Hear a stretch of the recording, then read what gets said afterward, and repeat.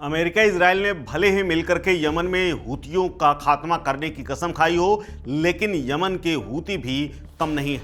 एक बार फिर से उन्हें मौका मिला और इजराइल के सबसे व्यस्त और सबसे बड़े एयरपोर्ट को उन्होंने मिसाइल से उड़ा दिया है। दरअसल लगातार हूतियों के ऊपर और यमन में बरसाई जा रही मिसाइलों का बदला लेने के लिए हूतियों ने इजराइल के तेल अवीव स्थित एयरपोर्ट को निशाने पर लिया और आयरन डोम को चकमा देते हुए उनकी मिसाइल सीधे एयरपोर्ट पर गिरी। और आलम यह है कि अब इजराइल के तमाम सूत्र कहते हैं कि अब कुछ दिनों तक विमानों का उस प्लेटफॉर्म से आवाजाही बंद रहेगी। यानी हूतियों की ओर से दागी गई मिसाइल ने बेन गुरियन एयरपोर्ट का काम तमाम कर दिया है। इस हमले में कई फुटेज भी अब सामने आए हैं, लेकिन इसका असर भारत और तमाम दुनिया पर भी पड़ा है। दरअसल इजराइल के तमाम लोगों का कहना है कि बेन गुरियन एयरपोर्ट पर हुए मिसाइल हमले में 6 लोग घायल हुए, 3 लोग मामूली रूप से जख्मी हुए, जिन्हें अस्पताल में ले जाया गया। यह हादसा टर्मिनल 3 पर हुआ, जहां पर पहुंचने वाले रास्ते को भी खूब नुकसान हुआ है। दरअसल मिसाइल इतनी भयंकर थी कि उसने अच्छा खासा हिस्सा हवा में उड़ा दिया और धूल में तब्दील कर दिया, जिसके बाद आर्मी रेडियो ने यह कहा है कि मिसाइल को रोकने के लिए हमने कई प्रयास किए, लेकिन इसे रोका नहीं जा सका। यानी आयरन डोम समेत तमाम एंटी मिसाइल के उपकरण इजराइल के फेल रहे और इसी फेलियर का कारण रहा कि एयरपोर्ट की वो पट्टी उड़ गई जिससे विमानों का आवागमन होता था। ऐसे में फौरी तौर पर इमरजेंसी में उस एयरपोर्ट को बंद कर दिया गया है और तमाम प्लेन्स को डाइवर्ट कर दिया गया है।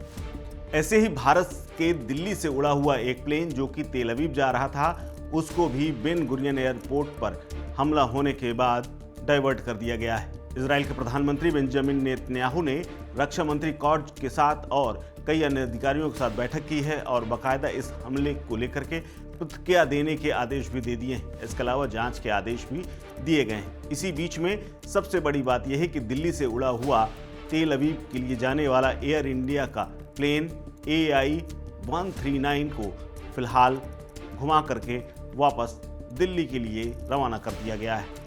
सुबह बेन गुरियन एयरपोर्ट पर हमला हुआ और जिसके बाद प्लेन यहां से उड़ा ही था। सूचना मिलने के बाद उसे अबू धाबी में डाइवर्ट किया गया और अबू धाबी के बाद उसे वापस दिल्ली बुला लिया गया। सभी यात्री दिल्ली में आकर के अपने घर जाएंगे और उसके बाद नेक्स्ट शेड्यूल में वो वापस तेल अवीव के लिए रवाना होंगे। एयर इंडिया की ओर से सूचना दी गई है कि यात्रियों और कर्मचारियों की सुरक्षा को ध्यान में रखते हुए तेल अवीव के लिए जाने वाली सभी फ्लाइट्स को फिलहाल रद्द कर दिया गया है। 6 मई 2025 तक के लिए स्थगित कर दी गई है। एयरलाइन के प्रवक्ता की ओर से कहा गया है कि ग्राउंड स्टाफ यात्रियों की हर संभव सहायता के लिए लगा हुआ है। उन्हें वैकल्पिक व्यवस्था भी उपलब्ध कराई जा रही है।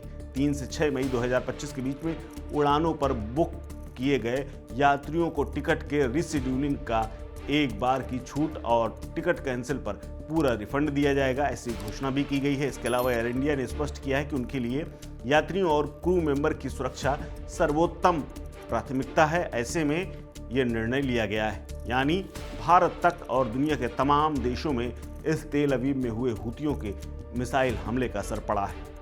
अब देखना है कि दिल्ली और भारत में बैठे हुए तमाम तेल अवीव जाने के लिए यात्री कब वापस जाएंगे और फिर कब से इसका रिएक्शन और कब तक हालात सामान्य होंगे। फिलहाल इस खबर में इतना ही। अपडेट्स के लिए बने रहिए वन इंडिया हिंदी के साथ।